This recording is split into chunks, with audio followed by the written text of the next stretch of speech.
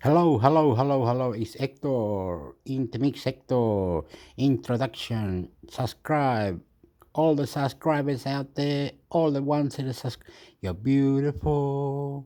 You're beautiful. Intermix Hector. Love you. Love you. Love you. Any question? Any question? Soy chileno. Vivo en Australia. I love you. I got 1, 2, 3, 4, 5 to do, so we're gonna do this all about tech, Android or something, whatever. Intermediate sector going off. Intermediate sector going off. Subscribe. In the description. Leave all the link, whatever in the description. Wow. I'm drunk. Crazy. Intermediate sector YouTube channel. Subscribe. Intermediate sector YouTube channel. Subscribe. Intermediate sector YouTube channel. Subscribe. Boy. I love you, sexy, punch up. Okay, intermix sector, here we go. Random, this one.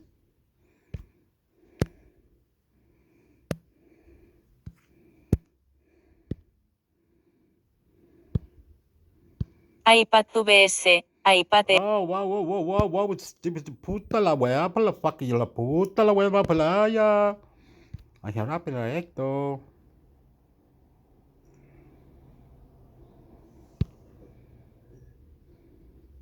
Apple tablet for you in 2020. Yeah, what will you do? iPad versus iPad Air, the better Apple tablet for you in 2024. Make tech easier. For a long time, the iPad versus iPad Air debate remained settled, in large part due to the vast price gap between Apple's entry-level iPad 9th generation and mid-range iPad Air models.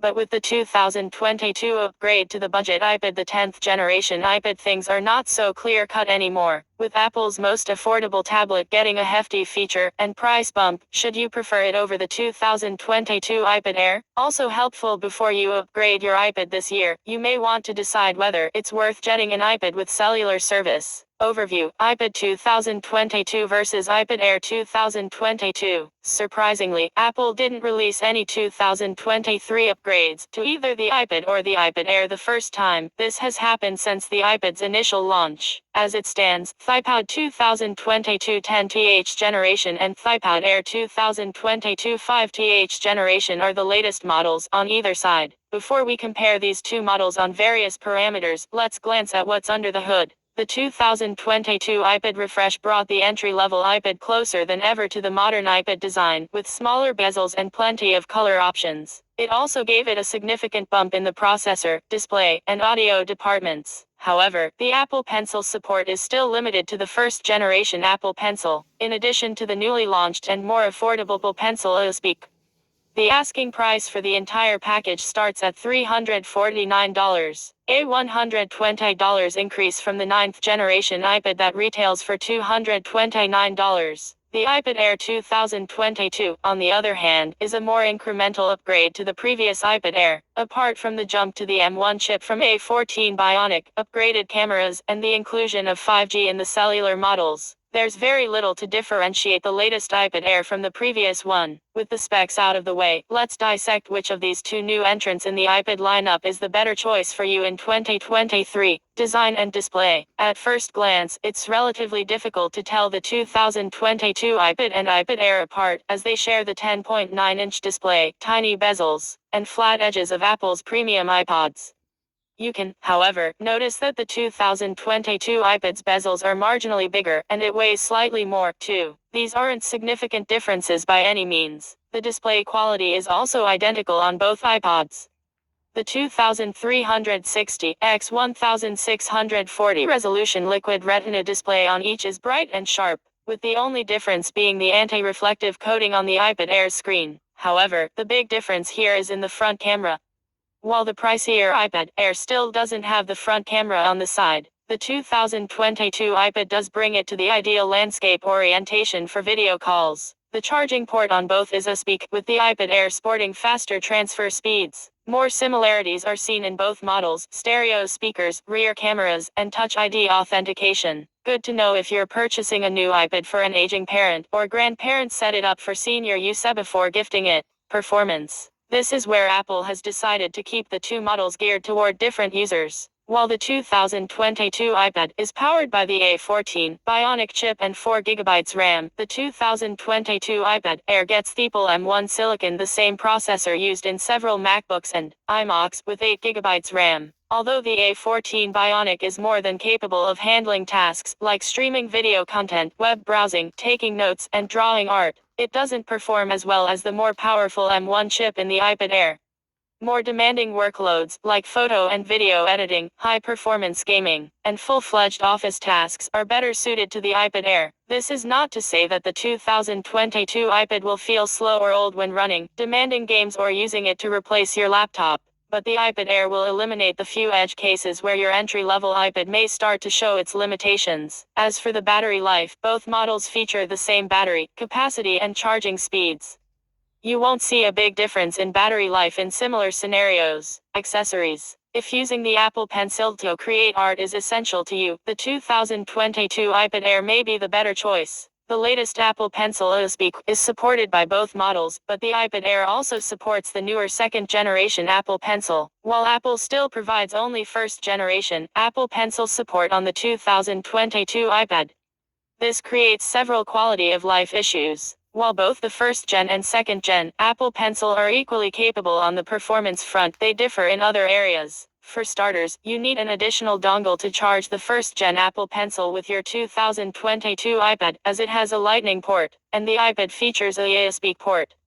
With the iPad Air, however, you can snap your second-gen Apple Pencil to the edge of the device to charge it. Secondly, the second-generation Pencil has a flat edge that prevents rolling on a flat surface. Lastly, the newer version also features customizable gestures, such as the double tap to switch to eraser gesture. It's important to note that, even though the Apple Pencil USB is the cheapest out of the three, it doesn't support magnetic charging, pressure sensitivity, the double tap shortcut, or engraving support. Moving on to the keyboard support, the 2022 iPad and 2022 iPad Air are, again, quite similar. The Magic Keyboard Folio on the 2022 iPad has a keyboard and trackpad, making it just as functional as the Magic Keyboard for the iPad Air. One of the best iPad keyboards available. Tip: control your iPad and Mac with a single keyboard and mouse using universal control. Connectivity. This feature applies only to cellular models, but it still deserves a mention, especially for users who prefer uninterrupted internet connectivity. Both the 2022 iPad and the 2022 iPad Air get 5G support in their cellular models. In addition to 4G LTE, you'll have to spend more for these models, but it can be worth it if you value the features enough. Otherwise, both models support the new Wi-Fi 6 standard that's considerably better than Wi-Fi 5. In terms of Bluetooth support, the 2022 iPad barely edges out the 2022 iPad Air by providing Bluetooth 5.2 instead of Bluetooth 5.0 in the latter. Tip: if you don't want to shell out big bucks for Apple-branded headphones, check out these outstanding AirPods alternatives. Price. It all comes down to the price.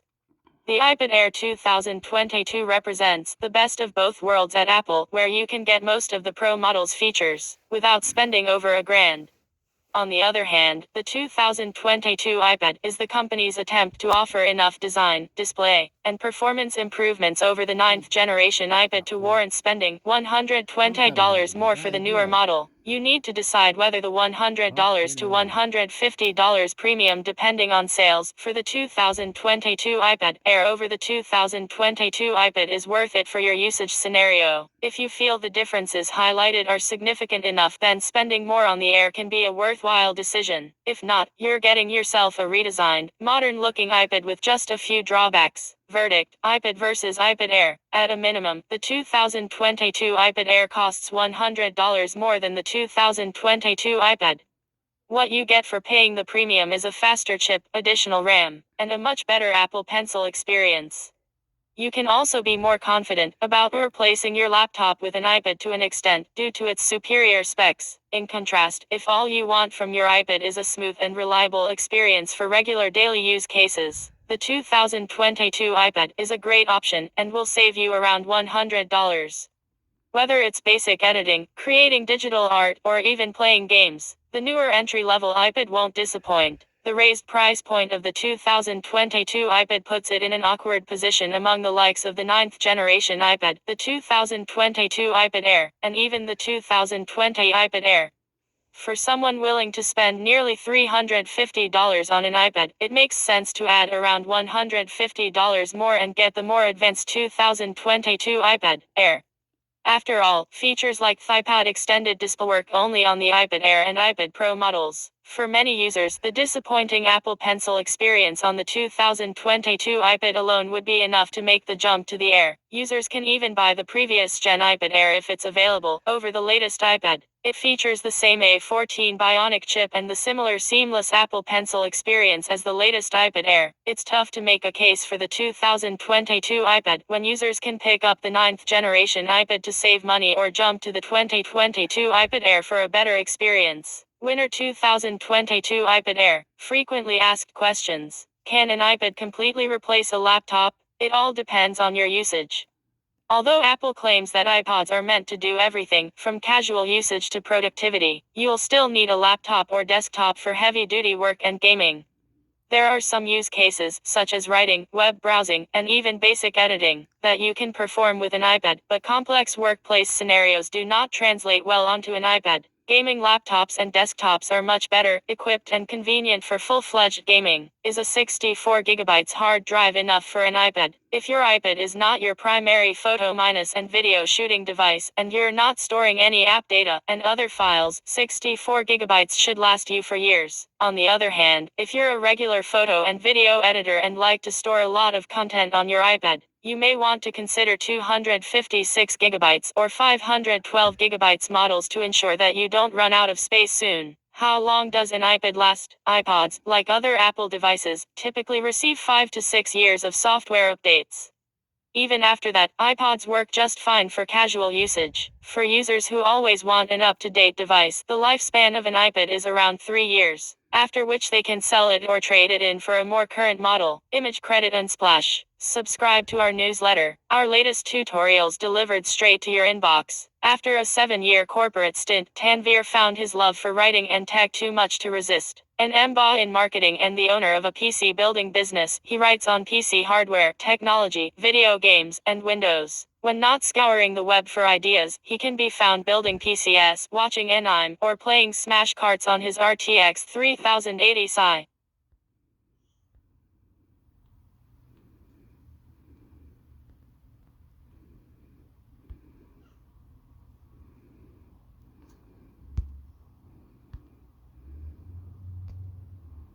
How to back up Google Photos to your computer. Make tech easier. Back up your Google Photos regularly to make sure you don't lose anything.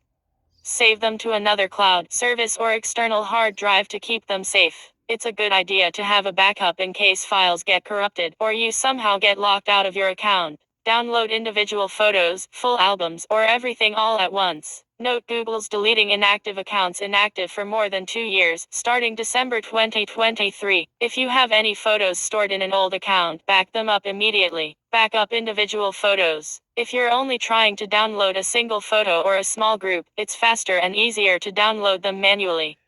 Select up to 500 photos at a time. Do this in your browser or via the Google Photos app. Go to Google Photos. Select one or more photos to download. Select an entire group of photos by selecting the first one, then holding your shift while selecting the last one in the group. Click the 3-dot More menu and choose Download. If you select multiple images, they'll download in a zip file. Back up an entire album. If you want to back up Google Photos and everything's neatly organized into albums, download just the albums you want. The process is similar to downloading individual and multiple photos. From within Google Photos in your browser, open Albums, then specifically the album you want to back up. Click the 3-dot menu at the top right, and choose Download All. Albums don't have the same 500 photo limit, so if your album has thousands of photos, it all downloads together. However, large downloads may be split into smaller chunks. For instance, a 50GB album may download in 2GB sections. Back up all photos using Google Takeout. A final option is to use Google Takeout to back up Google Photos to your computer. However, this method can be rather messy. It may remove metadata, which is stored in a separate download folder, and remove any real organization you had. Instead, you may have a download that includes an entire month or year versus the album it was originally in. But if you have numerous albums, it may be the quicker option. Start by logging in to your Google account and going to Google Takeout. This service lets you download all your Google data, not just photos.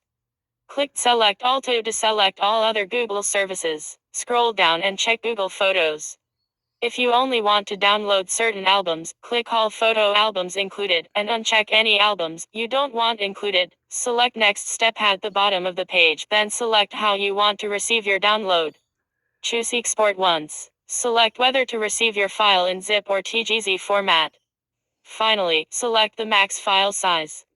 This ranges from 2 to 50 gigabytes. Google divides your photos into multiple downloads if they exceed the max size. Select Create Export when you're done. It may take Google from a few minutes to over 24 hours to create your file for download.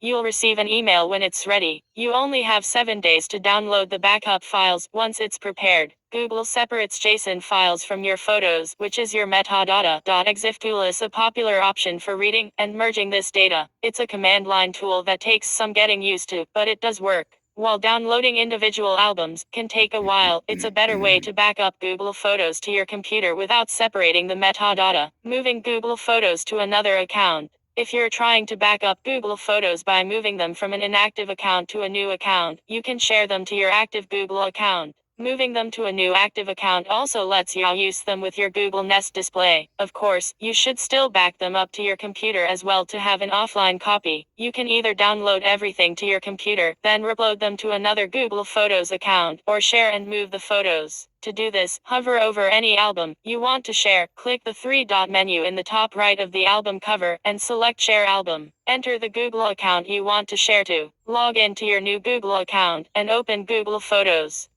Create a new album in the album section in the left pane. Name it the same as the album you just shared. Locate the share invitation under sharing in the left pane. Open the album and select all the photos. Select plus add to at the top of the page and select the new album you just created. Now, all photos are in both accounts versus just being shared. Feel free to download all photos to your computer and delete them from the old account. Keep your Google Photos safe. Relying solely on a cloud service to keep your photos safe isn't enough. Always have another local copy in case something goes wrong, or a service suddenly shuts down. Back up Google Photos to your computer or store them on a portable SSD to access them on any computer. If you're looking for a Google Photos alternative, try the Amazon Prime benefit of unlimited photo storage, image credit and splash. All screenshots by Crystal Crowder. Subscribe to our newsletter. Our latest tutorials delivered straight to your inbox. Crystal Crowder has spent over 15 years working in the tech industry, first as an IT technician, and then as a writer. She works to help teach others how to get the most from their devices, systems, and apps. She stays on top of the latest trends, and is always finding solutions to common tech problems.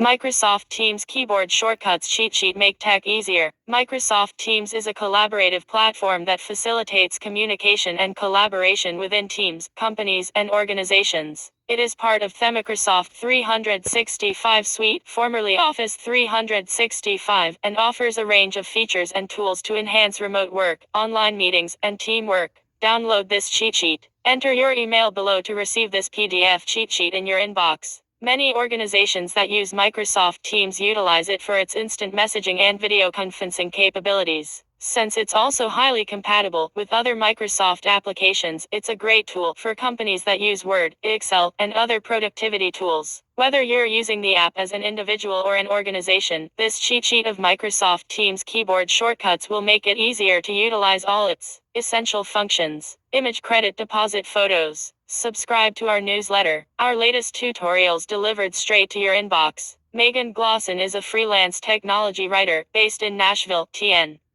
She has extensive experience working with everything from printers to smart home systems, and serves as the go-to tech guru for a small business that sells digital products. Megan has created thousands of articles for online publications and company blogs, including How to Geek, Clean Email, and Review Geek. When she's not writing, you will probably find Megan playing board games with her partner and 2 children or swimming in the pool. You can check out Megan's entire portfolio on her website, https://www.meganglosson.com/.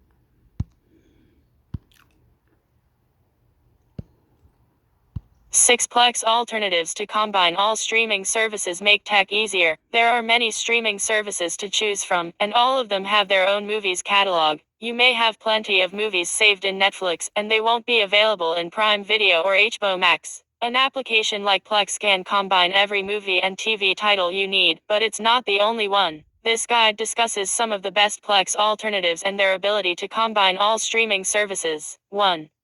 Reelgood. Supported platforms: web, iOS, Android. Price: free. Reelgood is a streaming hub with over 300 free and paid entertainment apps, including Netflix, Hulu, Tubi, Prime Video, HBO, and more. It's a great option for those who want to watch a wide variety of US/UK television shows. The streaming hub is entirely free to use, and you only need a Google account to log in. No matter which title you want to watch, you can rent/buy or get it for free with available apps. Combining all the streaming services happens quickly. Just head to Reelgood's account section on top and add the streamers of your choice. The website has a new coming and leaving section to keep you up to date on popular content. It allows you to create your own custom lists of favorite titles, even though they originate on different platforms. Do you like to watch free content? Look for the free service option. For other titles, Reelgood's algorithms point to free streaming services when available. If a title is blocked in your country because of your IP address, Reelgood unblocks it through ExpressVPN and other VPN services. 2. Just Watch. Supported platforms: web, iOS, Android, Fire, LG TV, Samsung TV, Xbox. Price: free with paid option. Just Watch is another popular streaming aggregator with a massive collection of titles. Whether you like to watch top drama shows or video game movies, you will be spoiled for choice. It also hosts a large collection of musical, movies and free videos for every category, ranging from horror to comedy. Its biggest highlight, though, is its ability to combine movies and TV shows from different streamers. After logging in, click the prominent plus button, where you can add a wide variety of streaming services. These include YouTube Premium, Netflix, Amazon Prime Video, and many more. Just Watch allows you to select your country from the user accounts section. This helps it serve local, streaming services from around the world. Moreover, you can rent or stream Just Watch titles via your current streaming subscriptions. Additionally, check whether free versions are available. If you want a high-quality picture/video, choose from the available HD and 4K options. 3. Flickmetrics. Supported platforms: web. Price: free. Based in the UK, Flickmetrics is one of the best free streaming aggregator services. It looks like a small project, but the website is integrated with a handy list of major streamers: Netflix, Amazon Prime, Apple TV+, iTunes, Amazon Video, Disney+, Hulu, HBO Max, Paramount, Peacock, Mubi, Stars, and BritBox. Flickmetrics combines multiple streaming services and allows you to select as many as you would like. Apart from a title search, you can also use a timeline slider to search for movies and TV shows released in a certain time period, ranging all the way from the 1940s to the present. It houses an impressive collection of classics that you might not find elsewhere. Each movie title is sorted according to available subscription and rent/buy services. For every flick, irrespective of its streaming service, you can create watch lists, add favorites, recommend them, or trash the title. Apart from titles, Flick Metrics also aggregates movie reviews from Critic, Metacritic, and IMDb. 4. Play-in. Supported platforms: iOS, Android, Mac, PC. Price: free with paid option. Most streaming aggregation services only let you access the different streaming apps. Play-in is a unique provider that lets you record and download movies and shows to watch offline, anytime. However, you should first check the legality of downloading streaming content. For regular streaming, Play-in offers access to different channels, including Netflix, Hulu, Prime Video, Disney+, HBO Max, and more. Unlike the previous streaming aggregators in our list, the offering is served a bit differently. Instead of showing all the titles through a search bar, you are required to choose your favorite channels. After a cursory login into your selected streaming app, you will be able to access your app dashboard on the Play-in app. To use Play-in's recording feature, download the recordings to the cloud or to your PC. You get 7 free recordings for a 7-day free trial. There are no advertisements in the recordings. 5. PlayPilot. Supported platforms: web, iOS, Android. Price: free. PlayPilot is a free, yet feature-rich streaming guide with a cool user interface. Its range of services includes all major subscription services, such as Netflix, HBO Max, Disney+, Apple TV+, Amazon Prime, and Hulu. You also get free services such as Crackle, Crunchyroll, Tubi, Facebook Watch, and Pluto. To combine multiple streaming services, PlayPilot has a Me Services menu. You can either add all the available streaming services or choose the ones you have an account with. Search for your title in the search box or browse through the list. Once you finalize a title, stream it in one of the apps. For each movie/show title, stream it from multiple subscription apps. You can also rent/buy from host services. Check a movie against the Zine filter, add it to a watch list, and hide it if you don't want to see it again. Apart from the USA/UK, you can fine-tune your regional preferences with content from Australia, India, Canada, Germany, and more. 6. Streamio. Supporting platforms: web, Windows, Mac, Linux, Android TV. Price: free. Streamio, like other streaming guides, lets you watch your favorite title in an app of your choice, including Netflix, Amazon Prime Video, Hulu, HBO, and many others. Apart from the movies and TV shows, you can watch your favorite YouTube channels, such as T-Series, PewDiePie, WE, Mr. Beast, completely ad-free via add-ons to your network. You can add any title to a library and choose your favorite streaming services. Streamio offers built-in access to many free apps, such as Tubi or Crackle, but in some cases, like Amazon Prime Video or Netflix, you'll have to play the title in an external player. If you are an avid watcher of the latest movies, Streamio has plenty of good recommendations. The shows are categorized according to popular movies, popular series, and public domain movies. As the web-based Streamio app is a work in progress, you'll get much better results by downloading Streamio on Windows, Mac, and Android TV. If you have a use for combined streaming services, consider this list of apps to watch videos with your online friends. Many of us are online often on a mobile device and don't use a PC, but you can stream and watch your favorite content on an iPhone. Image Credit Unsplash. All screenshots by Sayak Boral. Subscribe to our newsletter. Our latest tutorials delivered straight to your inbox. Sayak Boral is a technology writer with over 11 years of experience working in different industries including semiconductors, IoT, enterprise IT, telecommunications, OS/BSS, and network security. He has been writing for Macatakia on a wide range of technical topics including Windows, Android, Internet, hardware guides, browsers, software tools, and product reviews.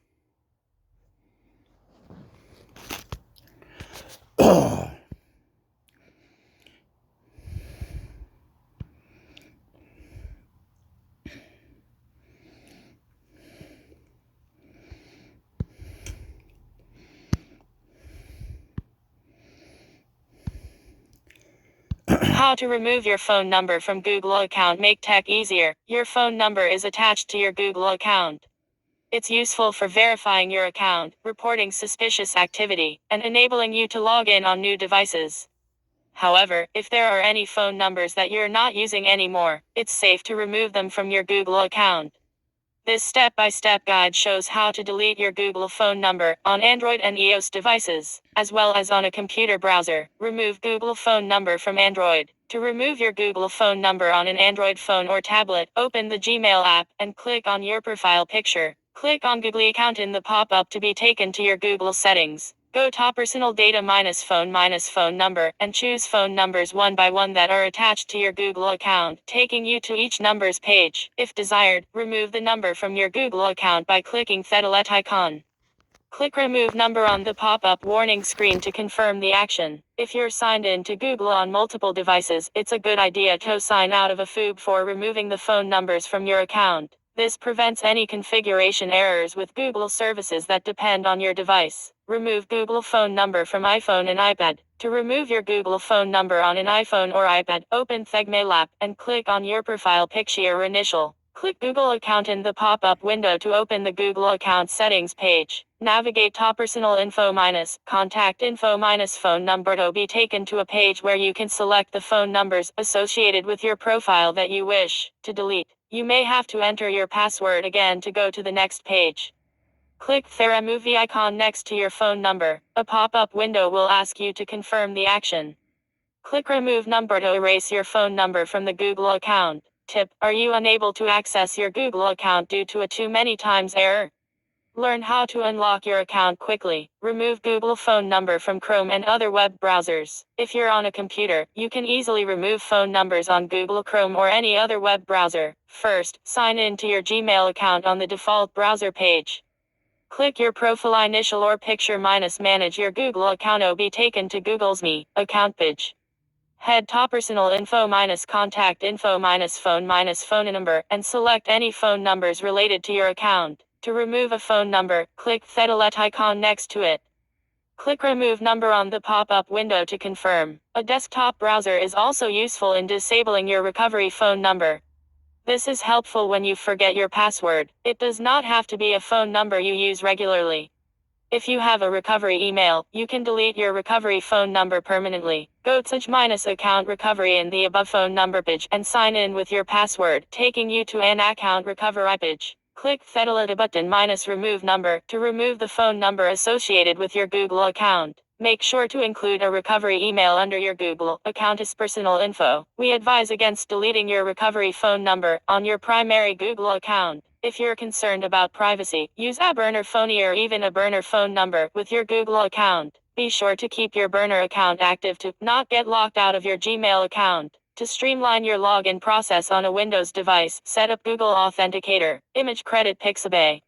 All screenshots by Sayak Boral. Subscribe to our newsletter. Our latest tutorials delivered straight to your inbox. Sayak Boral is a technology writer with over 11 years of experience working in different industries including semiconductors, IoT, enterprise IT, telecommunications OS/BSS, and network security.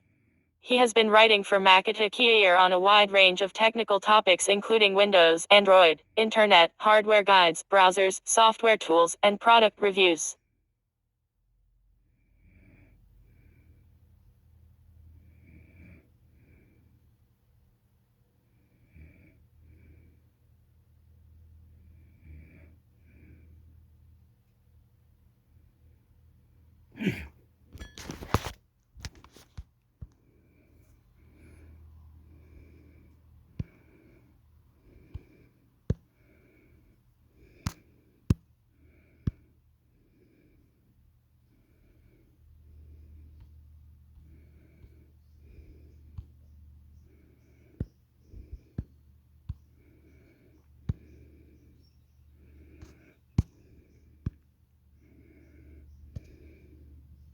How to change the scrolling speed in Firefox. Make tech easier. If you're not satisfied with the scrolling speed in your Firefox browser, you can change it to match your needs. Whether you want your mouse scrolling speed to be faster or slower on your Windows, Mac, or Linux device, this tutorial shows how to adjust the Firefox scroll speed. Good to know. Learn how to integrate KeePass with Firefox in Ubuntu. Changing scroll speed in Firefox. Before trying this trick, keep in mind that it might work differently for each platform. Open the Firefox browser on your device, type about config in the status bar, and press enter. You'll see a warning, but click on the accept the risk and continue button. In the search bar at the top, copy-paste the following. Mousewheel.min line scroll amount. The default value is 5.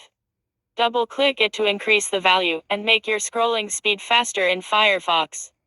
Try setting it to between 50 and 60 to start. Click the tick-shaped button to save the changes. Once you've modified the value, close the config page, and load a new website to view your new scrolling speed in action. If it's still too slow or too fast for you, increase or decrease the value, according to your needs. Note that tweaking this value influences both the mouse's scroll wheel and the two-finger scrolling on the touchpad, as Firefox currently doesn't offer separate settings for the two. If you're not noticing any difference, try searching for the following instead. Mousewheel.default.delta multiplier I. It's set to 100 by default, but you can try setting it to 500 to get a really fast scrolling experience. If you're not sure whether you're actually experiencing an increase, use a tool like hector to check for an increase or decrease in the scrolling speed after modifying these settings. In case tweaking any of these settings causes issues with your mouse wheel scrolling, revert to the old value by pressing the reset button. If you're having issues with your Firefox mouse scroll being much faster or slower than you add, like the issue may be due to a specific config option, search for the following. Mousewheel.system scroll override enabled. If this option is listed as true, try switching to false.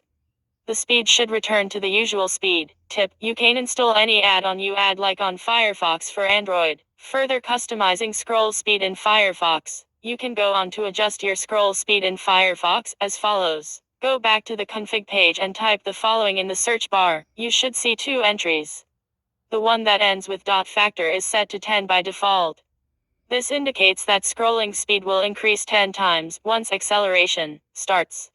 Increase or lower the value, per your preferences. The second entry represents the number of times the wheel is scrolled before acceleration will set in. It's set to 1, but you may want to increase its value to 1 or more to actually experience the transition to the new speed. Try an extension. Alternatively, try an extension or add-on, as they are called in Firefox, to modify your scroll speed in your browser. Navigate to this page, and install the add another smooth scrolling add-on by pressing the Head to Firefox button. Once the add-on has been added, click on the Head icon in the toolbar.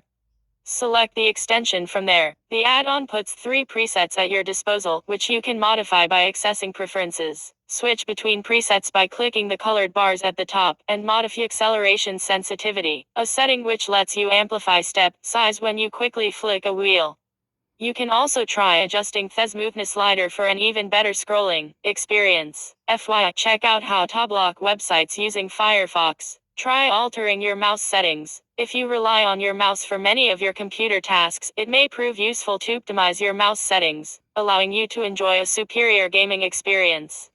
If you have an unused Android phone lying around the house, learn how to turn it into a mouse for your Mac. Image credit and splash.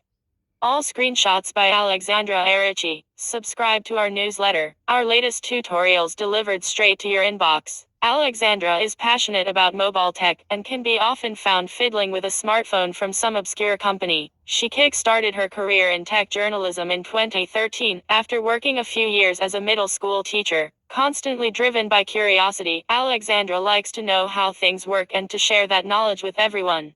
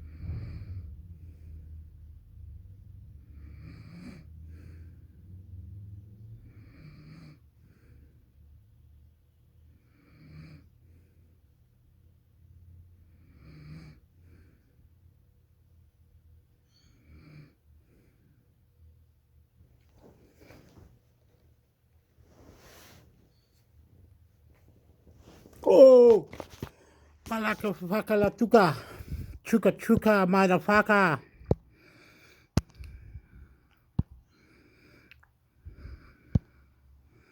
Peak World, latest stories, best deals, best Black Friday monitor deals. November 24th monitor sales come and go, but Black Friday offers a perfect storm of monitor discounts. From 4K workstations to gaming monitors, these are the best deals we've found. By Ashley Biancuso 1 hour ago. Best deals. Best Black Friday laptop deals, November 24th. Whether you're looking for a blisteringly fast gaming laptop or a day-to-day productivity PC, Black Friday is a great time to shop laptop deals. By Ashley Biancuso 2 hours ago. Updated. Best Black Friday Thunderbolt dock deals. Nov 24 Black Friday Thunderbolt docking station deals are already at some of the best deals of the year. Here are the best deals available, complete with explanations of why to buy. By Mark Hackman 11 hours ago. Best deals. Best Black Friday desktop computer deals. Nov 24 Whether you're looking for a home office desktop, gaming PC, or an all-in-one, Black Friday offers the best chance for bargain hunters to score desktop PC computer deals. By Sam Singleton 11 hours ago.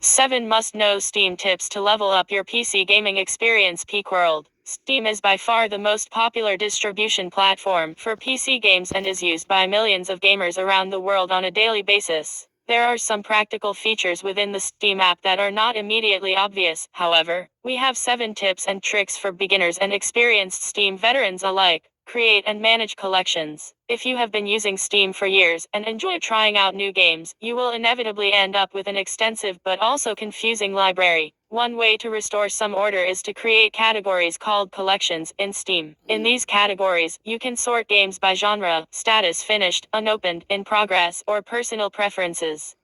To do this, proceed as follows. In the library view, click on the tile icon at the top left directly next to the home button. In the collection window that now opens, click on Create New Collection. You can now choose whether you want to compile the collection manually or whether Steam should do this automatically according to the guidelines you have defined. You can also manage collections that have already been created in the overview window. Hide games from your library. If you want to hide a game from your library, you can hide it. It will then still be available in your account, but will no longer be displayed in the normal library view. Simply right-click on the game. In the Manage tab, you will then find the option Hide Foundry. If you want to display a hidden game again, proceed as follows. Click on Show at the top left of the Steam client and then on Hidden Games.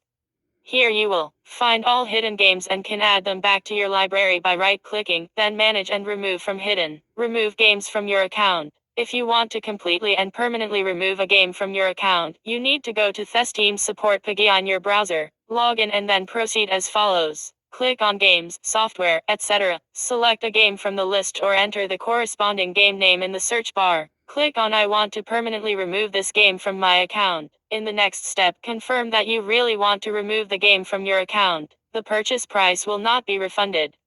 You can find out how this works in the next section. Exchange the game and get a refund. If you do not like a game you have purchased, you can actually exchange it and have the purchase price refunded. The prerequisites for this are that you have bought the game in the last 14 days and have played it for less than 2 hours. If this is the case, proceed as follows. Go to the Steam support page. Click on Games, Software, etc. Select a game from the list or enter the corresponding game name in the search bar. Now click either on It's not what I thought it would be or on I bought it by mistake. You can now request a refund.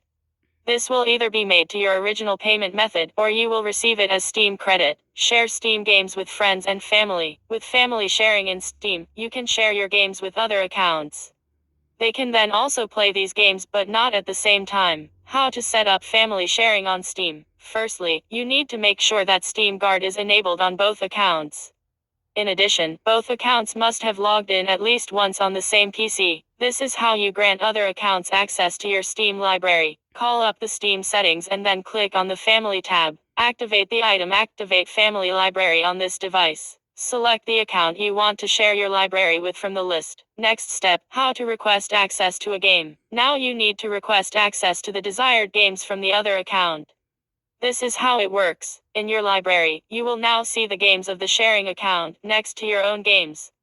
Click on the desired title. Where it normally says play, you will now find the borrow button. The sharing account will receive an email in which it must confirm that it wishes to authorize access to the game. After this confirmation, you can also play the game on the second account. Use controller configurations from the community. If you also like to use a controller for PC gaming, your controller will ideally be recognized by the game straight away, and the corresponding button. Assignment assigned.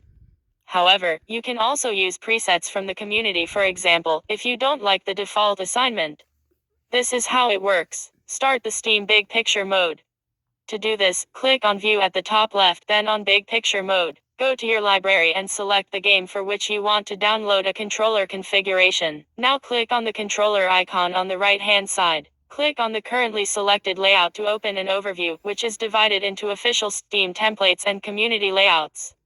You can browse freely here. Screenshot. Protect your Steam account with two-factor authentication. Time and again, private email addresses and passwords are leaked or hacked. Two-factor authentication is also supported by Steam and is an effective way to protect your own account. All you need is the Steam app on your smartphone. Then simply activate the Steam Mobile Authenticator via the account page of your Steam account under Account Details Account Security. This article was translated from German to English and originally appeared on pquilt.de.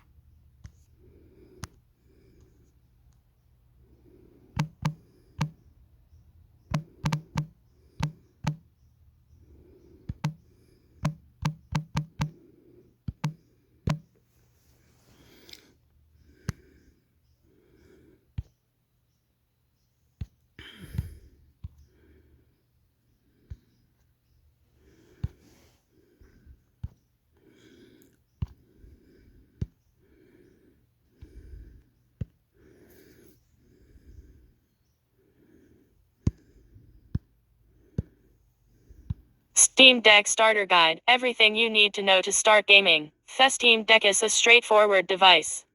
It's a handheld gaming PC that relies on Steam and Linux, making it basically the Nintendo Switch for PC gaming. But while you can just immediately get to gaming on your shiny new deck, there are some things you might want to do before, during, and after you buy it to get the most out of it. 1. Check your favorite games on Proton to see if they work.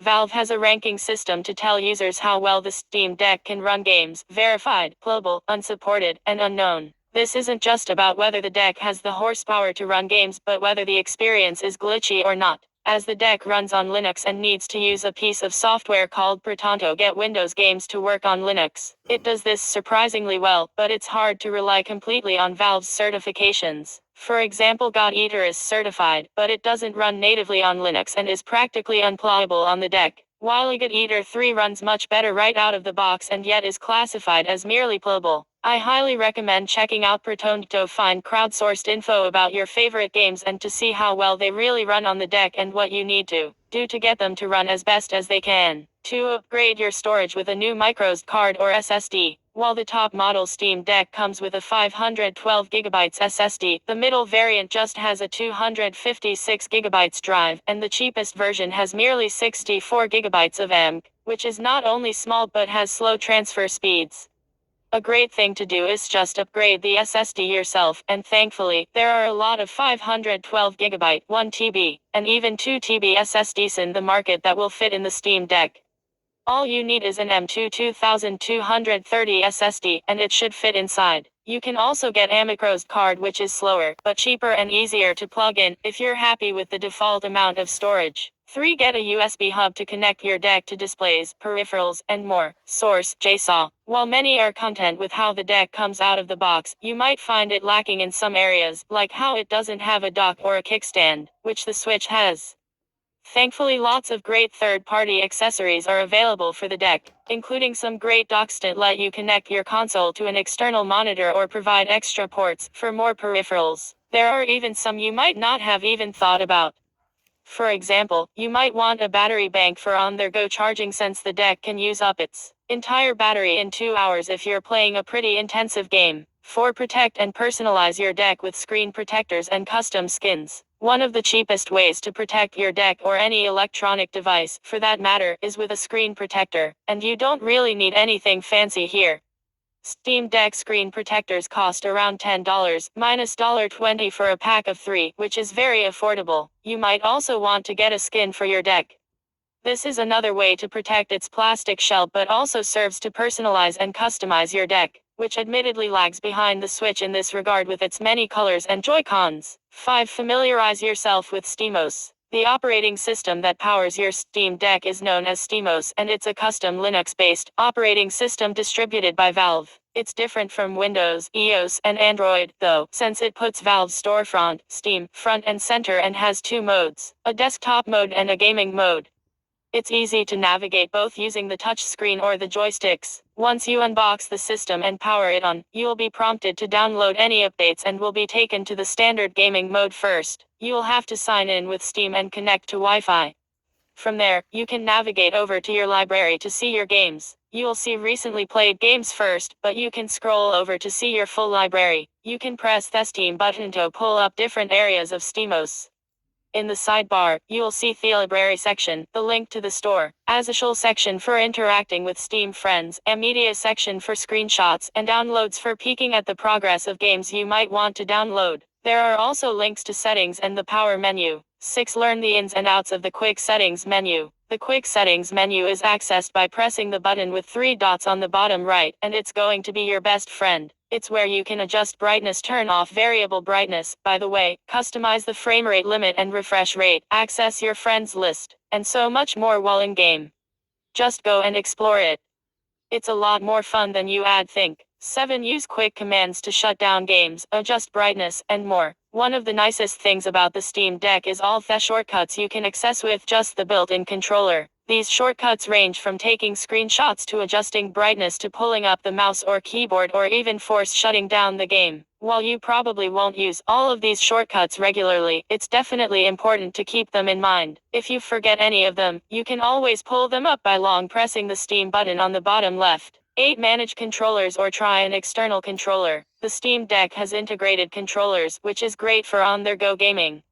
In gaming mode, you can manage the buttons on a per-game basis in your Steam library, and then press the controller icon on the right side of the game's landing page. When in a game, you can manage controls by pressing the Steam button, going to Settings and choosing Controller Settings. External controllers also work great with the Steam Deck, and you can pair them via Bluetooth by pressing the Steam button, going into Settings, and then choosing Bluetooth. Then, press the pair button on your controller, select it from the list, and you're good to go. For controller recommendations, we have a guide to the best Steam Deck controllers. Although Valve has allowed Steam users to remap their controllers and share new button schemes with other users for several years, it's almost like this feature was made for the deck. In addition to the normal buttons you'd get on a standard controller, the deck also has 2 buttons on each of the grips, as well as a gyro, meaning there are tons of ways you can customize your controls. Even if you don't know where to begin on customizing your button layout, you can always check out button layouts that other community members have shared. 10. Buy new keyboard and startup themes from the Steam Points shop. When Valve introduced the deck, it also added new things to its Points shop, a store where you can redeem points you get from purchasing games. You can buy new keyboard themes, as well as customized startup movies or animations to play when you wake up your deck from sleep or boot it up from shutdown. There are a ton to choose from, and what's great is that you can set your deck to randomly play any of the movies you have at startup, or just stick to a single movie if you prefer. 11. Get used to tinkering with in-game graphics settings. Fiddling around with graphics settings in a PC game can sound pretty boring, and it's definitely not for everybody. Personally, I find a lot of satisfaction in tinkering with a game's graphics settings on the deck and getting the right balance between performance and visual quality. Hopefully, you enjoy it too, because some games will require a bit of customization to get them to run the best. You can consult the wider internet or Proton if you want to save yourself the trouble. 12. Use desktop mode to customize your deck even further. Although the deck isn't really a laptop or desktop replacement, you can access the Linux operating system that exists under the hood, and doing so will give you access to even more ways to add to your Steam Deck. For example, Minecraft isn't on the Steam store, but through desktop mode you can install a third-party Minecraft launcher and add it to your deck's library as if it were a normal Steam game. This isn't the only one thing you can do through desktop mode. The possibilities are basically endless. 13. You can also install Windows if you want. You can also install Windows on your Steam Deck. There are ways for you to replace SteamOS with Windows entirely, or you can dual boot Windows and SteamOS by creating a new partition and booting it externally from an SD card or on a USB drive. This is so you can try out more games on your handheld or use the Steam Deck as a Windows PC. Steam Deck tips and tricks. Final thoughts. What makes the Steam Deck great are all the things it lets you do, and I've hardly scratched the surface with this list. Whether you're reading about what the deck has in store for you or discovering for yourself what the deck is capable of, it's unlikely you'll ever feel limited by the deck. With these essential tricks, you should be able to truly make the deck your own.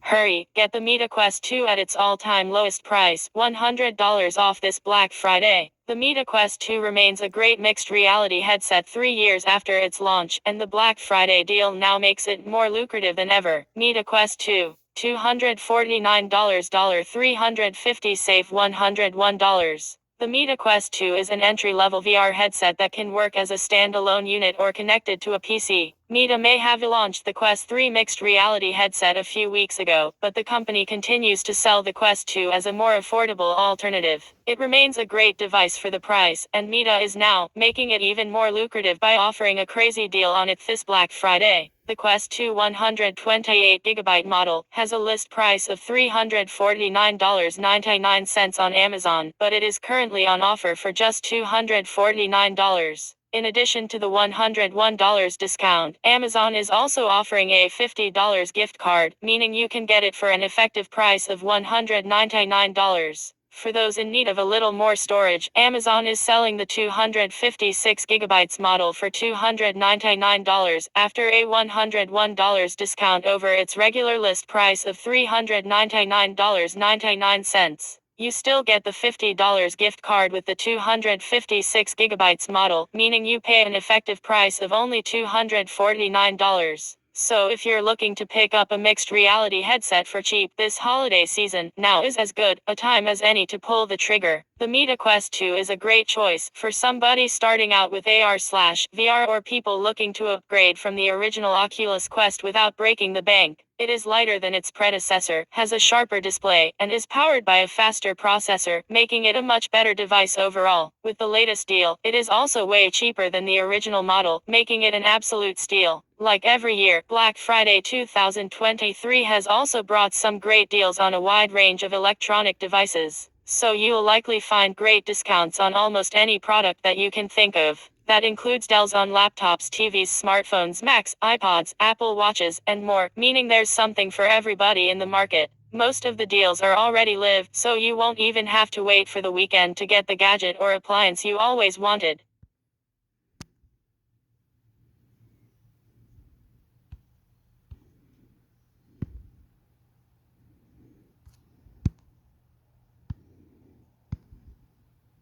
Act now. These 5 incredible Black Friday deals won't be here tomorrow. We've spent all day looking for the best Black Friday deals, and there are 5 that you absolutely won't want to miss. Black Friday is winding down, and that means there's only a limited amount of time for you to capitalize on the biggest savings of the year. Now that the big day is here, you'll start to see the best deals go out of stock or expire. Although we do still have Cyber Monday sales coming in a few deals, it's unlikely that Cyber Monday will bring better deals than the ones we're seeing right now. You can always return something if you find a better deal, but you can't go back in time to snag a deal you missed out on. That's why we've spent all day combing through the best deals, and we've selected 5 absolute can't-miss deals you won't find tomorrow. M1 MacBook Air. Apple's M1 MacBook Air was one of the first computers to get the upgrade to Apple Silicon, and boy was it a big one. This computer is still one I'd recommend in 2023, even at its full $1,000 retail price. With Black Friday savings of $250, you can grab this excellent machine for just $750. That makes this MacBook a fantastic value for students, casual users, and everyone else just looking for a simple and great MacBook Air. Apple MacBook Air 2020. Great laptop deal. $750 $1,000 save $250. The M1 MacBook Air is the cheapest MacBook you can buy, and it's discounted even further for Black Friday. You'll find it for just $750 today, which is a whopping 25% off. It's unheard of to find Apple deals this good, and this computer is still very capable in 2023. MC Gaming X Slim GeForce RTX 4070 Ti. Looking to upgrade your gaming setup with a great Black Friday deal on a GPU? We've found the best one out there, and it's MC's Gaming X Slim GeForce RTX 4070 Ti graphics card. You'll find the best deal on Newegg, where the $840 retail price is lowered to $785, and a $30 rebate brings the price to just $755. But for the savvy shoppers, you can save another $10 by using the promo code C2Z45 at checkout on Newegg's website. If you prefer to buy on Amazon, you can find the same card for $755 there too. Either way, you're getting the lowest price we've ever seen on this card, which features a triple fan setup and can handle 1440p gaming with ease. MC Gaming X Slim GeForce RTX 4070 Ti. Great GPU deal. $745 $840 save $95. MC's Gaming X Slim edition of the GeForce RTX 4070 is the best deal we've seen on a GPU this Black Friday. It gives you great 1440p performance with a bit of room for 4K as well.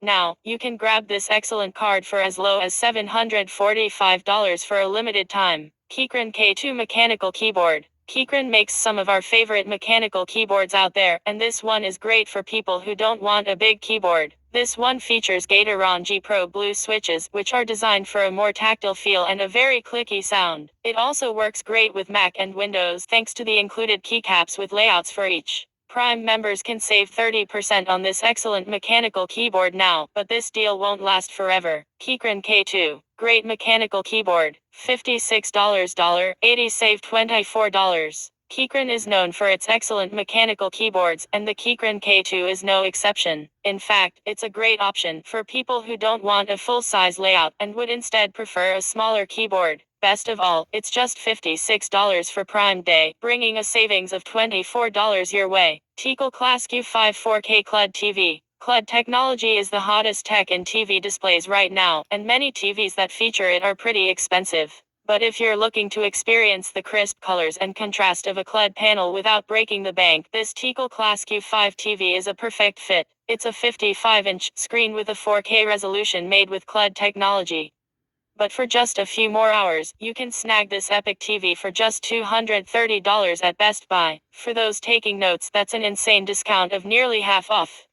We don't see deals like this often, and when we do, they're sure to sell out fast. Tecal Class Q5 4K CLUD TV. Great 4K TV deal. $230 $450 save $220. It'll be hard to find a better value TV deal than this one from Tecal on Black Friday.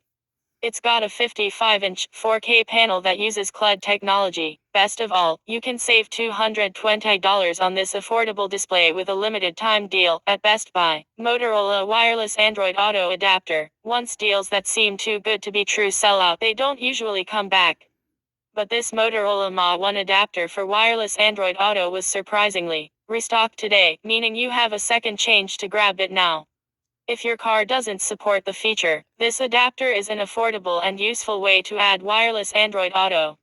Forget plugging in your smartphone each time you want to connect to your car. Just plug in Motorola's $65 adapter, which is 28% off MSRP, and enjoy the wireless Android Auto experience. Motorola Ma1. Great Android Auto adapter. $65 $90 save $25. A lot of cars don't support wireless Android Auto, and it doesn't make much sense to grab a new car just for this feature. But it does make sense to buy the best wireless Android Auto adapter from Motorola on Black Friday. It's $25 off, which means you can get it for just $65 for right now. Don't wait for Cyber Monday. You just might miss out on the greatest deals. It's always a gamble whether to wait and see what Cyber Monday offers or act now.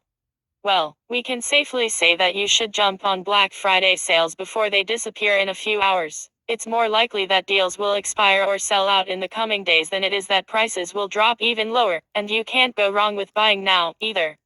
If a product drops to a lower price on Cyber Monday, you can just return or cancel your Black Friday order and still get the best deal.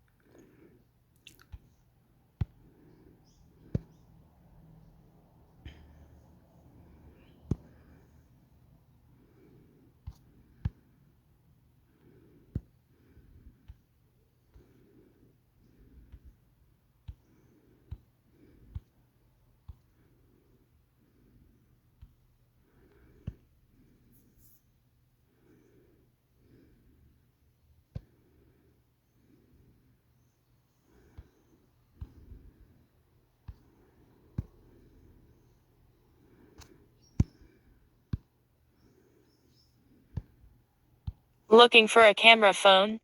Here's the specs you should concentrate on. Tom's Guide. Opinion. Smartphones. Looking for a camera phone? Here's the specs you should concentrate on. Image credit, future. Even if you've owned a smartphone since grade school, a string of camera specs 12 MP, /1.5, 52mm, 1.0 micrometer might look like a foreign language to you. All of the best phones shave impressive cameras, but their camera specs increasingly look more and more like gibberish. Yet those figures are important in understanding your phone camera's capabilities. At the same time, some figures that phone makers toss in there are just fluff. A stat like a 20x digital zoom may look great on paper. Wow, 20x is a big number. It really doesn't do much for actual camera or image quality. Black Friday sales, we're hand-picking the best deals. We want to help you track down the best camera phone for your needs by sifting through that fluff and getting down to brass tacks on what's really important when it comes to your phone's photographic capabilities. If you're considering a new phone, here are the camera specs that matter the most. Key camera specs. Image sensor size. The size of an image sensor plays a much more important role in the quality of your camera than the amount of megapixels associated with a particular lens, which we were once told was the end-all, be-all of importance. Light specifically, the amount your phone's camera can capture is key in producing great photos. Let's say you want to catch rain in a bucket outside. If you want to catch more rain, you want a bigger bucket. The same idea goes for your image sensor. Just consider the iPhone 15 Pro, which features a physically larger sensor than its predecessor. Here's the rub. Phone makers will try to confuse you on the size of their image sensors. What? A manufacturer trying to confuse you? They would never. When you look for image sensor size, you'll often see a mix of fractions and decimals, which is just gross.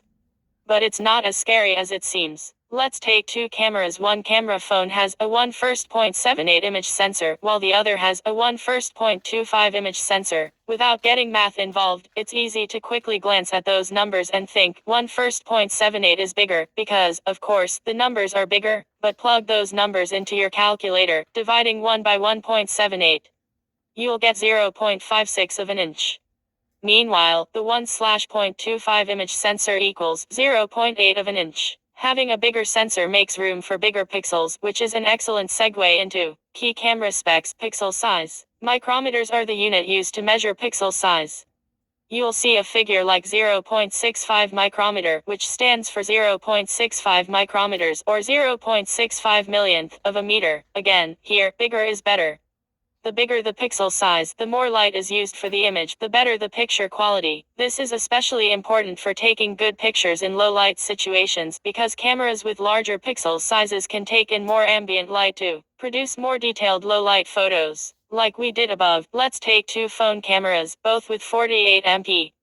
But one has an image sensor with a pixel size of 0.5 micrometer, while the other has 1.0 micrometer. When you think in terms of a single pixel, the difference is completely negligible. But when you double the size of every single pixel in 48 million pixels, you can see how that extra 0.5 micrometer per pixel turns into a huge difference. Key camera specs. Aperture. While we're on the topic of light, when you see a figure in camera specs that resembles something like f/1.5, that refers to the aperture. Aperture is the opening in a camera's lens which light passes through to enter the camera. A low number, such as f/1.2, lets in more light than a big number, such as f/2.5. For camera phones, we want to let in as much light as possible, so a smaller f-stop, what the f means in aperture, is desired. For example, the main camera on the Pixel 8 has a bigger aperture than the Pixel 7 f/1.68, compared to f/1.85. Quick recap: a bigger image sensor, bigger image pixels, and a wider aperture lets in more light. And the more light your camera can capture, the better photos. Key camera specs. Megapixels. I could bore you with the details of what a megapixel is and the inner workings inside your phone, but the TL Drive version is, if you use your camera to take photos to share with your friends and family, and you don't ever plan to edit or make large prints of those photos, you probably don't need to worry about megapixels. Camera manufacturers will sell you bloated megapixel specs to flex their camera's capabilities, but ultimately, it's not that important. Focusing on megapixels alone is like buying a Ferrari made out of cardboard.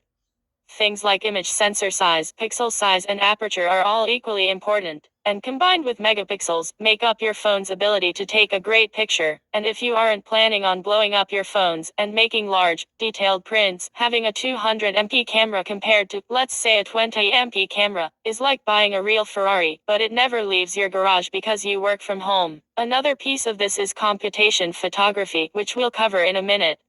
Long story short, if your camera has at least a 12 MP camera, that's more than enough to take a great photo. Key camera specs. Optical focus. Ever wonder why phones started using more than one camera lens on the back? In many aspects, zoom is the reason. In the first iterations of camera phones, the only way to zoom in on an object was through digital zoom. Digital zoom doesn't actually zoom in on the object. Instead, it takes the image and crops it over and over, and expands it to digitally fit the frame. The results ended up distorted and pixelated zoomed-in images. Optical zoom differs because it uses the lens and not the picture to zoom. That's why there are different lenses on the back of the camera, to capture different focal lengths, which ultimately provides the ability for optical zoom. At minimum, your camera phone should offer 2x optical zoom, but many of the latest phones, like the Google Pixel 8 Pro and iPhone 15 Pro Max, provide up to 5x optical zoom. That allows you to zoom in on objects and still take amazingly clear photos. Key camera specs. Computational photography. Computational photography does much of the heavy lifting in creating amazing photos on your phone. Computational photography goes by many different names, such as HDR stacking, or AI. It even takes place in features such as portrait mode, or can take a blurry photo and unblur it. Essentially, what computational photography is referring to is internal software scripts, algorithms, and processes to automatically generate a desired final picture without you having to do the editing yourself. There isn't a real way to quantify this like the way you can definitely tell the difference between one aperture to another, but some phones rely more on these algorithms than others. Google and its line of Pixel phones are the first phones that come to mind when implementing heavy use of AI in their cameras. The Google Pixel 8 Pro has taken computational photography to a new level. Some of the features include fixing group shots where someone is looking the wrong way or blinking and correcting it with AI. When it comes to video, and more specifically audio captured in a video, the Pixel 8's Magic Audio Eraser can scrub out unwanted noise and highlight the audio you want to hear. With these computational algorithms doing its thing inside of your phone, you can take amazing pictures over and over with a touch of a couple buttons. Key camera specs: 4K video at 60 fps. Leaving the picture realm for a moment, let's talk about video. The standard is 4K at 60 frames per second fps. Exactly like megapixels above, the 4K is the resolution. Here, again, bigger is better. That said, like megapixels, it also depends on how you're using the video you capture. Do you plan on blowing it up and watching the video on a large 70-inch screen? If not, and you're watching video on a phone or tablet, you likely won't notice the difference in quality between 8K video and 4K video. With frames per second, the bigger the number, more frames per second, the smoother your video will be. Though this can be a matter of personal preference. Videos filmed at, let's say, 8K at 120 fps are going to be a much larger file size than one filmed at 4K at 30 fps. And some people don't like the way an ultra-smooth video looks. I personally leave my settings on 30 fps compared to even 60 fps. But your camera phone should at least be able to achieve 4K at 60 fps. And if it can do better than that, and you prefer smoother video, that's great too. Final thoughts. Hopefully this guide helps you navigate through the spaghetti of camera specs and identify what is actually important. The great thing is, if you choose a flagship phone, you're pretty much guaranteed an amazing camera. In most cases, it'll come down to whether you're Team Apple, Samsung, or Google. But if you're device agnostic, you now have the tools to pick out the best camera phone for you. More from Tom's Guide. iPhone 15 versus iPhone 12 camera face-off, why you should upgrade now. Zoom camera shootout. OnePlus Open versus Pixel Fold versus Galaxy Z Fold low light camera face-off. Today's best Google Pixel 8 Pro deals. Instant access to the hottest deals available, plus daily breaking news, reviews, helpful tips, and more from the Tom's Guide team. Jonathan Notter is a freelance writer and covers a variety of topics from tech to lifestyle, but he has a special affinity for audio gear and smart home tech. He is based in Ogden, Utah, and his writing has been featured in top 10 reviews, Tom's Guide, Spy.com, Security Sales and Integration, and Salt City Hoops. Jonathan graduated from Weber State University with a degree in digital media. Outside of work, Jonathan is usually playing guitar and drums, at the park with his dog, or slicing it into someone's house at his local golf course.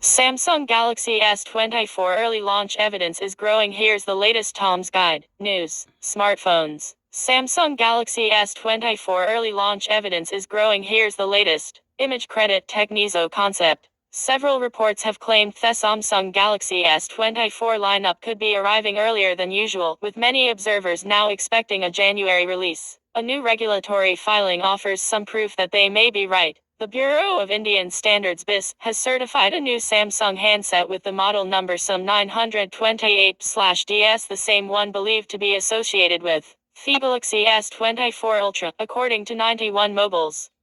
The certification, which is listed on the BIS website, is usually awarded just weeks before a smartphone's launch, suggesting a Galaxy S24 release could be happening soon. Black Friday sales, we're handpicking the best deals. The BIS listing doesn't share any details on the smartphone, but earlier in November, the Bluetooth SIG website similarly listed a Samsung Galaxy S24 model, believed to be the Galaxy S24 Ultra, and said that it will ship with the S Pen stylus. This spate of regulatory clearances comes at a time when rumors around the Galaxy S24 release date point to Samsung moving up the launch. Earlier this year, the Galaxy S23 launched in February, which was also the month the Galaxy S22 first appeared in 2022. Most recent, a report out of Korea claimed that Samsung had internally decided on a January 17th release date for the Galaxy S24 with the Galaxy Unpacked 2024 event, reportedly taking place in San Jose, California.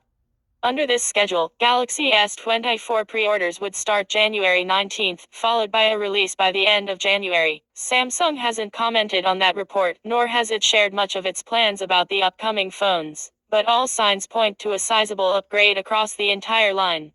For its part, the Galaxy S24 Ultra could ship with a 6.8-inch AMOLED display and run on the Snapdragon 8 Gen 3 chipset. There are also reports that Samsung will be opting for a titanium frame in the S24 Ultra and possibly other models. Samsung has also hinted that AI is going to have an outsized role with its new phones. If the Galaxy S24 does, in fact, make an early appearance at the start of 2024, it may not be alone. OnePlus has already confirmed plans to launch the OnePlus 12 in China next month. A global launch of that flagship could follow in early 2024. Giving the Galaxy S24 some competition right out of the gate. More from Tom's Guide. The Samsung Galaxy S24 Ultra could be the AI-powered phone I've been waiting for. Samsung Galaxy S24 vs S24 Plus vs S24 Ultra. Biggest expected differences. Samsung Galaxy S24 Ultra 7 biggest rumored upgrades. Today's best Samsung Galaxy Buds 2 Pro deals. Instant access to the hottest deals available plus daily breaking news, reviews, helpful tips and more from the Tom's Guide team. Don Reisinger is CEO and founder of D2 Tech Agency. A communications strategist, consultant, and copywriter. Don has also written for many leading technology and business publications including CNET, Fortune Magazine, The New York Times, Forbes, Computer World, Digital Trends, TechCrunch and /Gear. He has also written for Tom's Guide for many years, contributing hundreds of articles on everything from phones to games to streaming and smart home.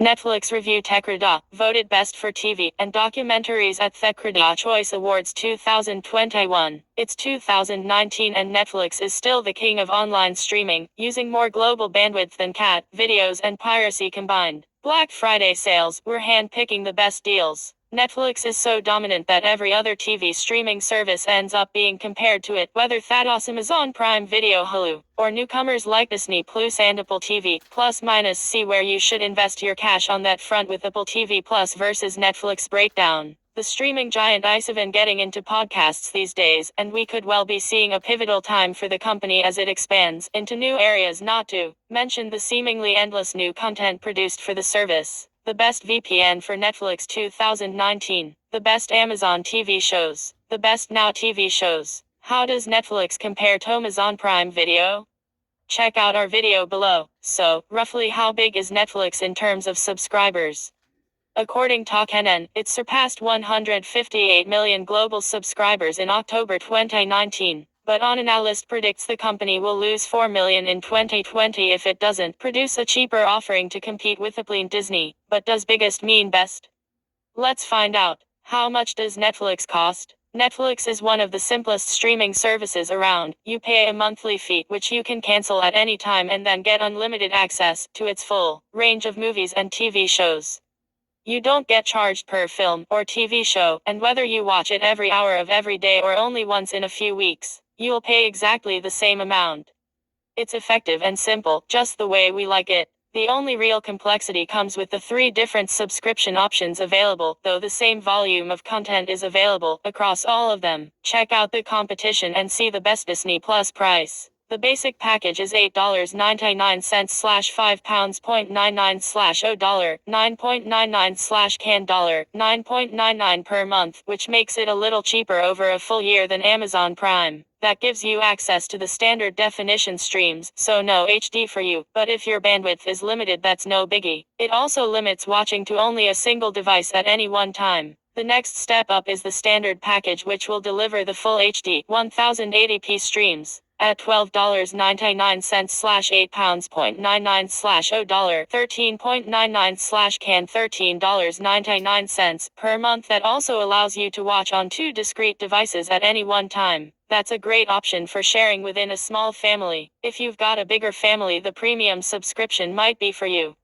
At $15.99/£11.99/$0, $19.99/can $16.99 per month. You can watch on up to 4 different devices concurrently, but this higher tier is also the one which will allow you to watch Netflix's packed 4K Ultra HD content library, so long as you have a compatible TV anyways. Which Netflix plan is for you? How can I access Netflix? There are a huge range of devices on which you can access your Netflix account, and, impressively, they will all synchronize too. Watch a show on your desktop browser and you can pause it and pick up in the exact same place when logging back in on your big screen TV, as well as your computer and built-in TV applications. There are also Android and iOS apps, as well as a whole suite of set-top boxes that will give you access to Netflix's video library. Chances are that if your device has a screen on it, then you will be able to get Netflix running. When you log into your Netflix account, you will have to choose your profile, which can be password locked to avoid people stealing your account or your kids getting in and watching things which might not be appropriate. There's even a dedicated kids profile, which gives an alternative layout and discards inappropriate content. What are Netflix's key features? There is another reason for having discrete profiles, and that's because Netflix's recommendation algorithm will learn your preferences in terms of what you watch. It will then be able to tailor what it places highest on the home screen more towards the sort of content it thinks you prefer. Netflix was also the pioneer of binge watching, partly thanks to its habit of putting its own shows live in their entirety as soon as they arrive on the service, but also because as soon as an episode of a show finishes, the next one is ready to play in a matter of seconds. You don't have to do anything but sit back and let the entertainment flood in. Netflix, like Amazon, is going to a huge amount of effort to create its own TV shows and movies, and has recently found Oscar success with Alfonso Cuarón's Roma. It also struck a major deal with Marvel to create its TV version of the Marvel Universe, making discrete shows like Daredevil, Jessica Jones, Iron Fist and Luke Cage. However, the introduction of Disney's own streaming service Disney Plus saw the shows cancelled. but fingers crossed they'll return to bulk out the service's Disney Plus shows library. On the technological side, Netflix's dynamically scaling streams mean you don't need to choose the quality level you want to watch. If your bandwidth is low, it will deliver just the standard definition versions, but if you've got the hardware and the capacity, it will go all the way up to 4K, Ultra HD resolutions if available. Beyond higher resolutions, Netflix also now allows you to download select shows and movies for offline viewing as well. Downloads will stay in your library for 30 days at a time, and will automatically expire at that time, even if it's on a device that isn't connected to the internet. While it has its limitations, offline viewing is supremely helpful for longer flights or car rides where Wi-Fi and online connectivity may be spotty. So, should you subscribe to Netflix? Although it is a little worrying that there are so many subscription streaming services vying for your hard-earned cash, Netflix is undoubtedly still the best. The ease of use and consistent deployment of its mobile and browser apps makes it the most friendly of all the services out there. It's also got a huge range of both TV shows and films to plow through. Amazon's own service probably has the edge in the quality and quantity of its movie content, but on both the TV side and the kids' content, Netflix is the king. There's also the fact it's there when you need or want it, and you can easily ditch it for a month if you want to give it a rest for a while. Without a lengthy contract holding you hostage, you're free to come and go at will, though you'll probably stay a while. There's a wealth of ever-changing content on offer here. We liked the huge amount of TV content is the primary factor for Netflix's dominance, but the ease of access absolutely goes hand in hand with that. Netflix couldn't have given birth to the cult of binge watching if it hadn't been easier to just keep watching than to press stop on the remote control. The quality is also impressive. It may cost extra for the premium sub with its Ultra HD streaming, but even the full HD streams are of good quality. You also get 5.1 surround sound support too, for that home cinema experience. We're also very much taken with its learning algorithms too. And if it's not using those to help commission its burgeoning library of original programming, we add, be very surprised. It's also very reasonably priced, even if new competing services from Disney and Apple have seen fit to undercut it just a bit. We disliked the movie side of things is a little more sparse than the Amazon-shaped competition. If it were just down to that side of the content stream, then Netflix wouldn't be the huge video behemoth that it is right now. You may find you'll grow out of the film choice on offer. That being said, Netflix's investment into original films seems to be remedying this. And you will also find that some key shows you might be searching for aren't available on the service, possibly having been picked up by the Amazon or Sky-based competition instead. Verdict: Netflix is still the king of the video streaming game.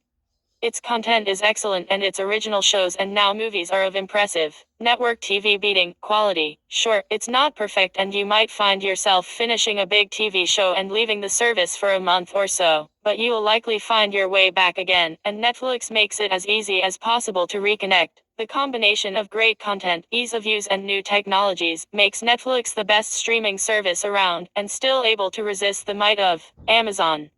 For now, The Umbrella Academy Season 3, when we're expecting it. Best Netflix documentaries, the finest non-fiction offerings. Ratched Season 2, release date, cast, and more.